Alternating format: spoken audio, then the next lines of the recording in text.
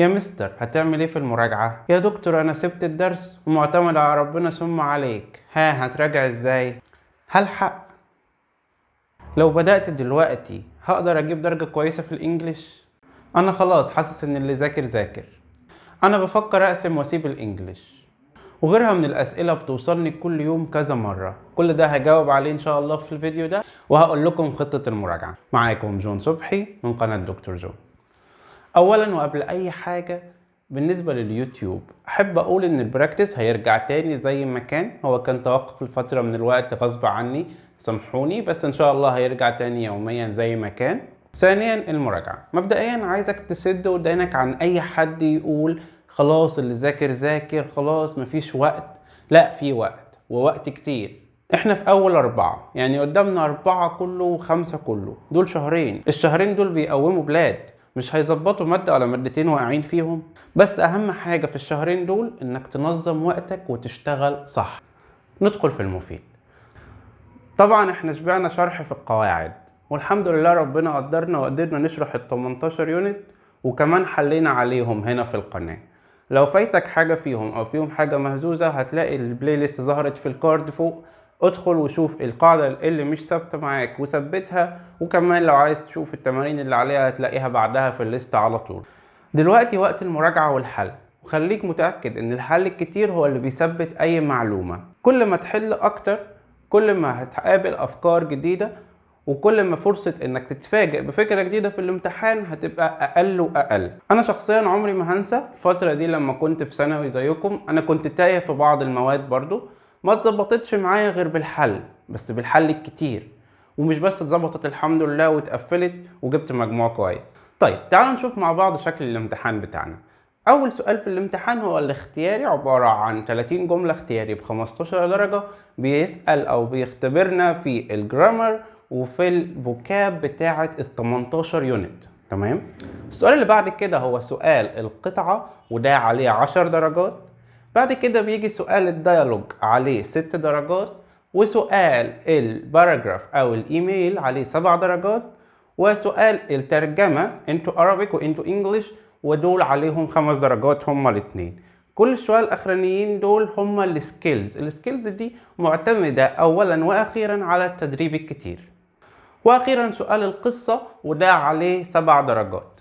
حاولت افكر لكم على قد ما اقدر في طرق تغطي اجزاء الامتحان كله، ووصلت ل4 طرق تقدر تختار منهم الطريقة اللي تساعدك انك تظبط الجزء اللي انت واقع فيه في الانجليش من وانت في مكانك من غير نزول وتضييع وقت. الحاجة الأولى إن شاء الله هتكون عبارة عن مراجعة أونلاين في مواعيد ثابتة، هكون معاكم فيها لايف وهنناقش ونحل سوا. دي هنراجع فيها من كتاب المعاصر مراجعة نهائية، لأني لقيته لامم تفاصيل كتير وأفكار حلوة. إن شاء الله هنحله مع بعض كله، وأي تفصيلة مش مفهومة أو سؤال مش مفهوم وإحنا شغالين اسألني فيها وهجاوب عليها في ساعتها. تاني حاجة بالنسبة للقصة، مشكلة المعاصر انه اسئلة القصة فيه مش شاملة ومش كافية. عشان كده جهزت لكم مذكرة مخصوص للقصة شاملة الآتي: اولا اسئلة كتاب الوزارة، ثانيا اسئلة امتحانات الثانوية العامة في القصة، ثالثا وده الاهم الكريتيكال ثينكينج اللي معقد ناس كتير ومخوفهم. ان شاء الله هنحلهم مع بعض وهنفهم الاحداث. حاولت على قد ما اقدر الم كل الافكار والم كل الاحداث في شكل الاسئله، علشان مفيش حاجه تعدي علينا تبقى جديده تاني بعد ما نخلص المراجعه دي ان شاء الله. طب والسكيلز دي ان شاء الله هتكون في الحاجه الثالثه اللي معانا، وهي عباره عن سيشن برايفت اونلاين انا وانت بس. هنحل فيها ونصحح حاجات احنا متفقين عليها قبل كده، ونشوف الحاجات اللي انت واقع فيها ونظبطها. لان السكيلز بتتفاوت من واحد للتاني. يعني انت عندك مشكلة في الترجمة، انت عندك مشكلة في الديالوج، انا ما بعرفش اكتب باراجراف، القطعة معقداني. هنشوف الموضوع ده كل واحد واللي محتاجه وحده في السيشن دي، وهنصحح حاجة احنا متفقين عليها، سواء في السكيلز زي ما احنا قلنا، او حتى في الاختياري او القصة لو انت عايز التركيز يبقى عليك لوحدك مش وسط مجموعة. طبعا اي حاجة هنحلها في السيشن دي هتبقى من اختيارك انت اللي هتحدد انا محتاج كذا وهنعمل كذا. اي حاجة مسببة لك مشكلة عرفهاني قبل ما اعدي السيشن بتاعنا، وانا هشرحها لك وبشكل كافي إن شاء الله حفاظا على وقتك. طبعا أهم حاجة في مراجعة أي مادة في الثانوية العامة هي الامتحانات القديمة أو امتحانات السنوات السابقة، ودي رابع حاجة هتكون متاحة إن شاء الله معانا. هتكون عبارة عن فيديوهات حل للامتحان بالتفصيل شامل كل أسئلة الامتحان، كل امتحان في فيديو، وهينزلوا إن شاء الله في جروب خاص بيهم. دلوقتي شوف نفسك محتاج تركز على أنهي جزء، شوف أنهي جزء في الامتحان أنت واقع فيه أو محتاج تشتغل عليه، واختار الجزء اللي بيظبط لك الحتة دي.